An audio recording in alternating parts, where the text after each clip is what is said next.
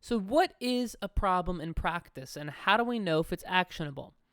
Well, just to start us off, a problem in practice is focused on what practitioners are doing and how that directly and indirectly impacts particular client, student, or family outcomes.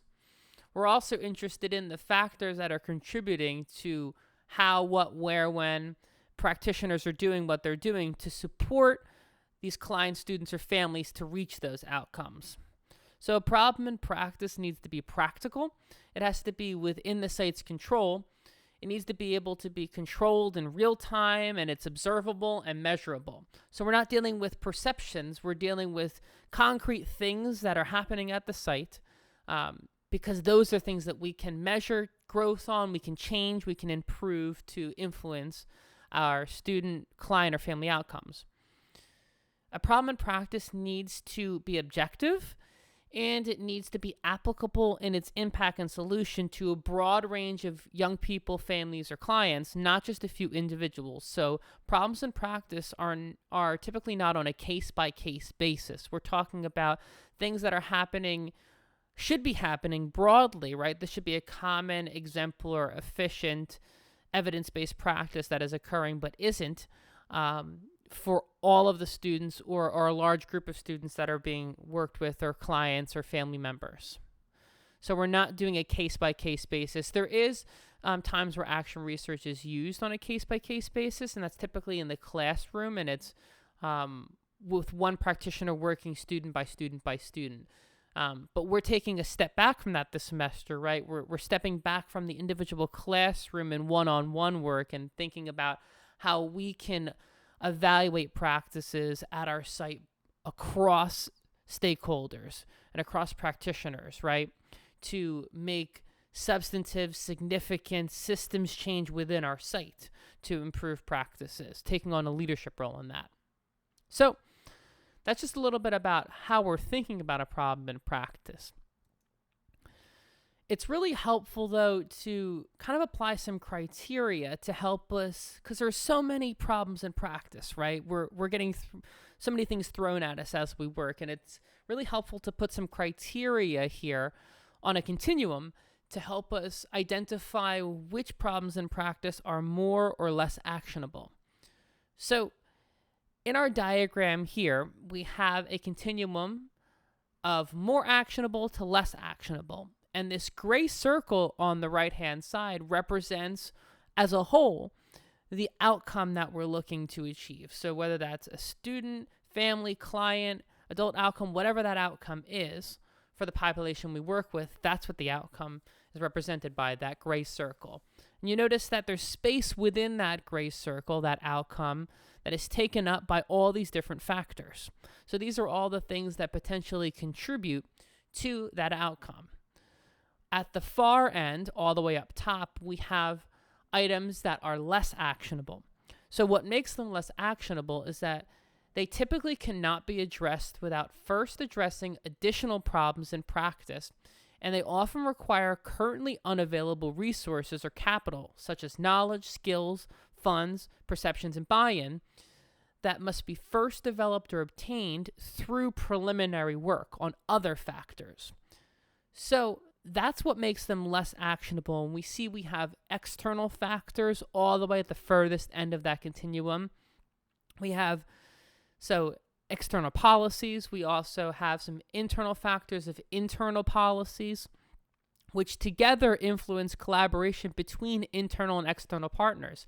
So these are all things that are much less actionable than other potential factors we could focus on to improve our problem in practice.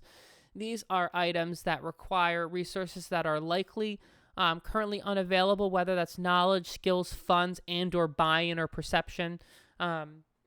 The connection between internal and external policies often requires some type of agreement or memorandum of understanding, which is a very difficult process sometimes to have accomplished. These are time consuming, right? They're not actionable right now. And to even approach a problem that large, you're going to need things like collaboration between internal and internal stakeholders, and internal stakeholders across different entities having the knowledge, skills, capacity to engage in collaboration, right? So there's so much that goes into being able to even come to the table to address a problem like that. There's a lot of preliminary work, which makes it less actionable. However, as we continue down towards the more actionable realm of this continuum here, what we start to see are issues that can be addressed directly with changes to practice that staff can implement with support from internal resources, so staff knowledge, experience, internal policy, and support from resources that are readily available from the outside, so publicly available materials online with low or no cost. Maybe there's resources in the district, but the idea is that the majority of the capacity to fix and to improve this problem in practice already exists somewhere within the site. At some level, the knowledge and skill may be fragmented, so one person may know one thing, another may know another, and it may be the issue of connecting that and building that knowledge and skill across everyone uniformly. And maybe there are some resources, knowledge, and skills that need to be obtained still, but those are low or no cost, and they're publicly available either through the district or online, through the state, through organizations. So this makes them more actionable because there's less pre-work to get involved to fundamentally and significantly change a particular practice. So in this more actionable realm, we start off with collaboration between internal staff and students and families, students being a more actionable item, families being a middle of the road, somewhere between more and less actionable, depending on a host of additional external factors that are influencing families, right? And we also have collaboration between internal stakeholders. A lot of the factors that influence that will be internal and site-based, but they also could be external, depending on their professional obligations to the district and district initiatives and things like that. So those could be more or less actionable. They're in our middle ground, with collaboration with students being much more actionable. And then from that collaboration with students, if we get more specific, we really have this three-part model of curriculum, assessment, and instruction. So when we're working in organizations, sites, agencies, this is typically our most actionable practices that we can change, and factors and programs we can change. We can change our curriculum. That is likely the least actionable of the three, right? So that takes definitely more work. But changing instruction and assessment as well are highly actionable items that typically require pulling from internal knowledge and connecting the dots between internal knowledge, skill, and capacity, and also pulling from additional outside resources that are readily available to improve that curriculum assessment and instruction. So this is at our other end of the spectrum here, our other end of the continuum of far more actionable items than changing internal, external policies. So you can see here how we're thinking about our problem in practice in an ecological way. And when I say that, I mean we're thinking about the layers and the environment of factors that could influence our problem in practice, which is that student outcome, right? Or that stakeholder, family, client outcome, which is a symptom of the problem in practice. So we see this outcome is not what we expected, not what the clients, family, young people, stakeholders that we work with expect. So from that point, we say, okay, there are a million different things that are potentially influencing this. But of those things, there is only a select few that we can actually attend to in real time with our current internal resources and the resources that are readily available to us. And we know from kind of thinking about this in an ecological way that, and research tells us too, that if we focus on these site-based issues, or some of these quasi-site, collaborative, external issues, like issues that involve direct practice in our site or organization or agency, but also involve collaboration with some immediate stakeholders, are often the precursors to more significant change at a broader level. So some of those less actionable items become possible once we start focusing on some of these more actionable, core, more pressing day-to-day issues. So here is an example to kind of bring this to the real world and conceptualize this for us. I have an example of, imagine that our problem in practice is young people are not engaged in their transition planning. That's our symptom though, right? So our problem is whatever we're doing, all those different factors internally and externally that are contributing to student engagement in their transition planning. Whether or not young people are engaged in their transition planning is wholly dependent on the work that we're doing, that our colleagues are doing, and the factors contributing to the work that we do. So we can think about this on that continuum again here. So to the right, we have things that are more actionable, and to the left, we have things that are less actionable. So just a reminder, the less actionable requires change within and often between external partners that is less or uncontrollable by the site. So on this end of the continuum here, we're talking about things that external partners need to potentially improve themselves or coordinate between each other, which we have little or no control over. And then on this far right side, as we get towards the right side, we're talking about things that require change within the site that, while influenced by external factors, because that's always going to be the case, does not require changes to practices external from the site in order to implement improvements towards this particular outcome. So we don't need to change those external factors in order to make improvements in our site. We just need to understand that they're there, understand how they influence them, and then work around them. But they're things that we can work around. So if we look on our less end, right, we have indicator 13 compliance. That is a federal compliance measure that we can't change. We have no control over that at our site. If we're talking about youth engagement and transition planning, because we know that indicator 13 compliance requires that, right? So that's something that we have absolutely no control over in our site. Continuing a little bit closer towards more actionable, we have state and district technical assistance. We probably have very little control over that as well. And that could be any technical assistance provided to our district and to us, or maybe our organization or agency, on how to engage young people in transition planning. So we likely have very little say over how that training and technical assistance and resource come across to us. It's developed externally and provided to us, hopefully. We also then move a little bit further. We have district policies, which we likely also don't have control over, but are most definitely influencing us. So you can see here, too, that there's a mix. So indicator 13 compliance is directly influencing us. State and technical assistance, depending on how and when it's happening, is influencing us. District policies, maybe. And we're starting to move closer and closer towards things that are more actionable. So we still really can't influence district policies, but now we're moving towards collaboration between internal and external staff. So this is potentially something we do have control over, right?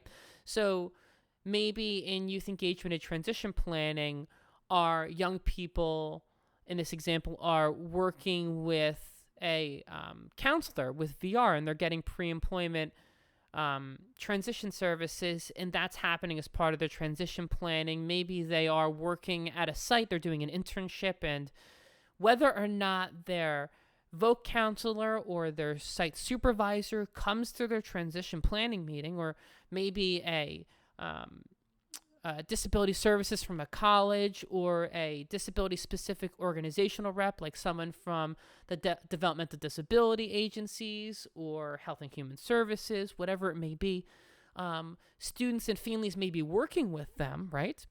And we may have connected them, but whether or not they are engaged with the students in their transition planning and come to the meetings and support students to talk about the things that they experience outside of school to make students have more information about their transition planning while they're in these meetings, it just, in some regard, is controlled by us, right? Are we reaching out? Are we collaborating? Are we welcoming and creating space and time to work with all these external partners to support our students. So this is just one example of potentially collaboration between internal and external staff might be something that is actionable and may be related to your problem in practice. Now we're really getting towards things that are far more actionable. So we have parental engagement and transition planning. Like I said before, there are a lot of factors that influence parental engagement in transition planning in terms of our own practices, but a host of external factors beyond the school and what we even do. Environmental, societal factors that are influencing parents and their capacity to engage in their young person's transition planning, right? These are not things that are inherent in the parents, but things that are influencing them, make it more difficult for them to be engaged, right? So from that point, we move into collaboration between external staff. So this is something that's really actionable, right? So this involves building collaborative structures depending on the problem and practice, but this is something that's typically highly actionable within our site. This is not externally mediated, right? There may be some priorities that are influencing internal staff to collaborate, but likely it's internal policies that are influencing collaboration, and those types of policies are usually the most easy to change. And then we have really our core, the most actionable things we can do is adjustments to curriculum, modifications, changes, improvements to curriculum, instruction, and assessment. So these are things that don't require us to pull from external factors, capacity, resources, buy-in, knowledge, skills to make them happen, typically. So there's always the case that we'll need to pull from outside resources. We know this is often the case, but the idea is that they're not mission critical, right? So a lot of this knowledge probably sits in silos where we currently work in our organization, our agency, our school, and it's more about connecting the dots and building a high level of shared knowledge and skill across all of the stakeholders who have a direct influence on this student, stakeholder, family, client outcome. And these are things that if we do need to pull resources to make them happen, to fill in those gaps in knowledge, skills, resources, buy-in, that we can get those, they're readily available. It's in our district, it's online, it's in our state, but we have that at low or no cost that we can pull from that to support our efforts. These are not things that require external teams to come in. We don't need to hire an organization or consultants or a university or do massive overhauling to improve this, that this is something that the site can take on together as a team. So then if we understand that circle, right, of all those different factors and how they range in their level of actionable implementation and change from very actionable to very unactionable, then let's put that in context within a process that we can kind of parse out from that circle, all those factors to figure out what we can focus on. So we start off with reflections, and that's professional experiences. And in this semester, we're using our interviews with supervisors combined with our own professional experiences. So that's our reflection, figuring out who's doing what, when, and how right now, what's influencing that potentially within the site, beyond the site. That helps us know what we can and can't control. And then we look at the research literature, develop a description, a more concrete research-based description of our reflections. So we're going to filter our reflections through the research about what we know in terms of when things happen, right? So these practices, who, what, where, when, and how, that are supported by research as being effective, when they happen and how they happen in this particular way as defined by the research. So those essential characteristics of effective or evidence-based practices. And we're going to merge that information with what we already know. So we're going to filter our reflections through research on what exemplar practice looks like, as well as what impacts it. So from our reflections, we say that our practices look like this, and we think that these factors internally and externally are influencing it. And then the research literature says, so you're doing this, but these are the missing components. These are things that you haven't mentioned that we know from the literature are really important. They're really impactful for the outcome that you're trying to achieve. And also the literature may or may not be saying that, hey, these are other factors that might contribute to your problem that you may not have thought of. And from that, that's really our explanation. And we use that explanation to create an actionable research question to find whatever missing information we don't have. Because the literature just tells us broadly, right? It doesn't tell us specifically these stakeholders at your site don't know this or aren't able to do this yet, right? It just tells us kind of the initial spark of where to look. So you should be looking of who, what, where, when, and how these other practices are happening, or how these other factors are contributing to your problem in practice. And that's what our actionable research question is. It's all about, all right, so we only have 50 or 60% of the puzzle right here. We need more information to do something substantive, to change our practices to achieve this outcome at the student, family, stakeholder, or client level. And our actionable research question, the core purpose of it is to give us precise direction about how we're going to gather the rest of the information. It tells us exactly what we're going to look into, who we're going to get it from, right? So this goes into our action research cycle here of we need to know now what we're going to be looking for, what that rest of that information is, who knows about it, and where it's happening. We're trying to build out a profile, and we're going to gather all the information about that profile to build out the rest of our explanation. And once we have that full explanation, we're able to make recommendations eventually this semester for our problem and practice. But you can see here at this stage, and this is kind of always how it goes, you've only got a particular percentage of this whole puzzle here. There's so much more that we need to know in order to improve practices. If we were to implement changes based upon our current reflections and our connections to literature, it would likely result only in pockets of change rather than uniform change, because we don't know how everyone is implementing these practices across the board. So likely only some stakeholders would benefit from whatever we recommend right now. We want all the stakeholders engaged in this problem and practice to benefit, to improve. So, in terms of reflection, you're explaining the problem in practice. So once you've interviewed your site supervisor, it's time to write up your vignette on the problem in practice within your action research organizer. And it's all about, as we just talked about, what practices, programs, services, and supports are happening. What do you know about it? What are the overall purposes being served? Whose needs are being met? Maybe which voices, information, or sources of information are not included in our current understanding. So do we know what parts of the puzzle are missing, what perspectives and what information is left, right? So who's in the know about this problem in practice, potentially, that we haven't spoken to yet, that could give us critical information about what practices are happening, when, who, how, and what settings, that we could make uniform recommendations to improve them at our site. And in terms of our description and explanation, this is really where creating our statement of need comes in, right? In our action research organizer. So we have a problem in practice. Maybe my problem in practice is that young people are not gaining problem-solving skills or academic knowledge and specific occupational skills that they need in their job placement.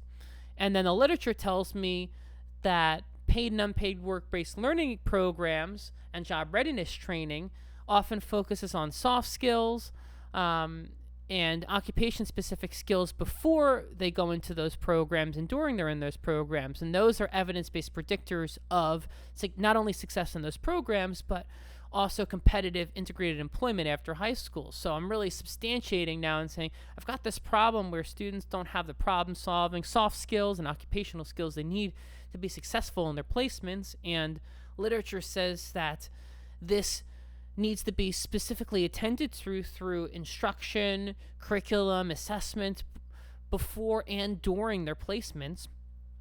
And that if this doesn't happen, it not only impacts their success in their placements, but down the road, their employment outcomes. And that's my connection. So this semester, once you've explained your problem in practice, the goal is to connect your vignette to objective research-based literature that describes effective transition practices, right? Programs. And you're going to be pulling from the Rowe 2015 article that is in this week's content module here where you're watching the video on our Blackboard. And so in that article, there are a host of categories of effective evidence-based practice. So career awareness, occupational courses, it runs the gamut all the way from things that happen in the classroom to things that happen in transition planning to collaboration with young people, families, and stakeholders, programmatic components, particular areas of instruction. So there's a bunch of different categories, and we're going to be drawing upon those to help us kind of frame our problem in practice. So let's talk more about how to use literature to frame our problem in practice now. So we're going to be using literature, the Rowe 2015 article in particular, to frame our problem in practice, and more particularly to frame our actionable research question that gathers the information to build out the rest of the information we need about the problem in practice. So what is an actionable research question? Well, it's based upon our reflection, which is our interview, our description, which is the literature, which is the Rowe article for us, and our explanation, which is our statement of need, where we connect our interview information with the literature to really substantiate why this problem in practice is a critical thing we need to focus on, that we can focus on, that it's actionable. So the actionable research question is also designed to gather information that is needed to change practices, right? So this is the core purpose, that we're using it to gather the rest of the pieces of information we need to change these practices. And it's going to guide the very design of our study. So the population we gather information from, the questions that are on our program evaluation survey, and the recommendations we make are all going to come directly from this research question. Everything we do will link right back to this action research question. And when I say link back, I mean that we're linking back to its clearly defined variables. And we're going to talk about that in a second, but those are the practices, outcomes, population, and setting. So everything we do in our study are going to link back to the specific practices, specific outcomes, population, and setting that are directly related to our problem in practice. So it's a good time to talk about, before we talk about variables, what isn't an actionable research question. So it's not a hypothesis of what is happening or what will happen. So that's like, if we do X, then Y will occur for some population of individuals, right? So if we do this, then this will happen, because that's for experiments. We're not putting on lab coats in this class, right? We are not looking to hypothesize about if we do something, this will happen. We want to know what all the information that's left over that we don't know right now about what's happening with current practices, so we can then make recommendations to improve them. But we're not changing something based upon a hypothesis ahead of time. So we're not saying that we're going to change this and this will occur, and then we go in and change that and see if it occurs. We're not doing that. So it's also not based upon your opinion or subjective thoughts about a topic, and that's why we pull from the literature.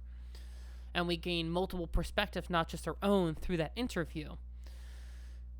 It's not very broad, covering multiple topics at once. So an example would be, we're not focusing on assessment for one particular outcome and then collaboration unrelated to that, and we're focusing on kind of the whole kitchen sink approach, right? So we're focusing on just one specific area of practice and the outcomes that are related to it. So this is the why did the chicken cross the road, right? So there are so many things that go in either side. It's kind of which way is up, heads or tails, it's hard to tell. an actionable research question should never be missing any variables from analysis. We're missing information, but that's the point of our actionable research question, to gather that information. But we should never be missing, we can't be missing our practices that we're focusing on, our outcome, our population, or our setting. If we miss those things, then we won't have enough information later on to make recommendations to improve our problem and practice. And it shouldn't be answered in one question. If it's answered in one question, it's likely not really a question, and it's likely not viable for an in-depth study. So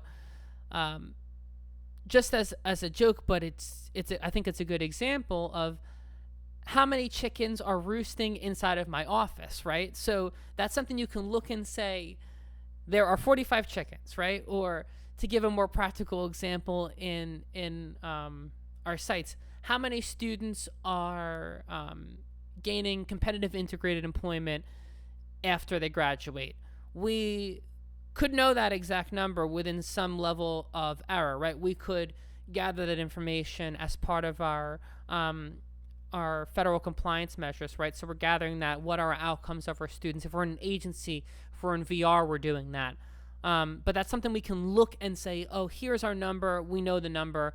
That's the amount, a particular quantity or amount. So that's not viable for action research because we already have that information available to us. That doesn't relate to, it doesn't tell us anything about our practices. Knowing how many students, families, clients, or stakeholders have demonstrated a particular outcome doesn't tell us anything about the problem in practice. It's just a symptom of it. We need to know about the practices themselves. So action research questions, as I just alluded to, include 4 primary parts. The independent variable, and this is the factors that impact a specific outcome. So these are typically practices that impact a specific outcome. We also have our dependent variable, and this is the outcome that changes as a result of the independent variable changing. So if we change the independent variable, the practice or a factor, then the dependent variable, the outcome measure, will change. So in addition to the independent and dependent variable, this relationship that they have, the independent variable is also going to be happening and therefore influencing the dependent variable in particular settings. So this is where those practices occur and where those outcomes are expected. We also have the population, so that's both who's doing the practice, so that's the independent variable, who's doing the independent variable, and then who is impacted by the practice, so who is demonstrating the dependent variable, right? So who's demonstrating that outcome? Let's just do another example, a concrete example, transition-related one for the 4 components here. So we could have content and instructional approaches be an independent variable, and maybe our dependent variable is the problem-solving skills that our young people have in their work placements. So I could say young people, so I could say 11th graders in our high school. That's our population. Our setting is their work placements. Our dependent variable is their problem-solving skills. And our independent variable is the content and instructional approaches that we provide to them to support those problem-solving skills.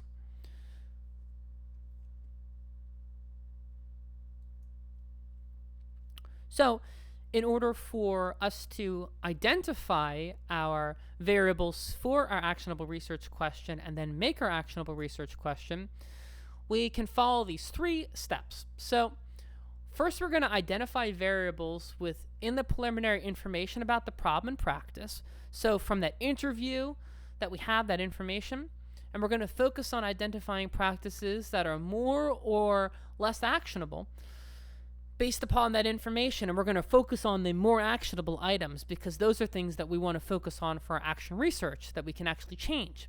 So what we're going to be doing here is looking at that interview information and looking at our own professional knowledge and comparing that to the model we just looked at previously, that continuum from more or less actionable, and thinking about where do they sit on that continuum. But in order to do that, we need to identify within the information we currently have the practices related to the problem in practice. So where they're happening, when and how, that's our independent variable. The outcomes, so that's our dependent variable. Right now, that's the outcomes that are most likely being influenced by those practices, right? We have our specific stakeholders, so not only what is the independent variable, but who's doing the independent variable. And then the specific population is not only a specific outcome, which is the dependent variable, but for what population. So what grade, what group of clients or family or student or stakeholders that we work with, who's the specific population we're looking for this outcome in, this dependent variable. So if we really dive into critically look at our information from our interview, and we pull out this information, these practices, which are independent variable, outcome dependent variable, specific stakeholders, which is our first part of our population, and then the specific population for the outcome, our dependent variable. Then our next step is to review the literature to gather evidence on which variables are most strongly related to our problem in practice. So what we're looking for now is, so we've pulled out these practices and outcomes, and we want to know now from the literature, what does the literature say about how these practices and outcomes are aligned? And are there any practices related to our problem in practice, the outcomes, the symptoms of our problem in practice, that we are missing? So maybe we think it's just assessment, but the Rowe article says, well, it's also X, Y, and Z. You're missing these other practices that are also likely influencing your problem in practice. So that's the use of the literature, because an interview and our professional experiences are biased and they're narrow, right? They're incredibly useful because no one knows what's going on in a site more than the people experiencing it day to day who are implementing. But unless you speak to everyone, which is the purpose of developing your tool later on and gathering information from everyone, it's hard to really know exactly what's going on. So the literature gives us a little bit more. It fills in a little bit more of those gaps that we're going to have initially about what practices could be influencing our problem in practice, for why we're seeing those symptoms of the problem in practice right now. So hopefully we will identify some of those missing practices. So we may come in and say, in our interview, we heard that we're having some trouble with progress monitoring for our clients or our students to identify where they're coming in, developing their measurable goals, and then progress towards those goals, whatever they may be. But also the literature is saying that it's not only our progress monitoring, but likely how we use assessment as an instructional tool to support student, family, or client engagement in that planning and goal-setting process. So that's something we may have missed that the literature would tell us. And that is something definitely that you would find in the Rowe article. So once we've done this, what we want to do is then take these components, these variables, these four main components, and implement those into a action research question structure. So there is a science and a structure to making an action research question, that it's not just about identifying the components, but there's an actual way to write up these questions too. So in order to do that, one example is, and a very common example I should say as well, is we could say, what can be done to improve? And then we would insert these specific stakeholders. So what can be done to improve how specific stakeholders are implementing or using specific practices for a specific population to support or increase their particular measurable outcome.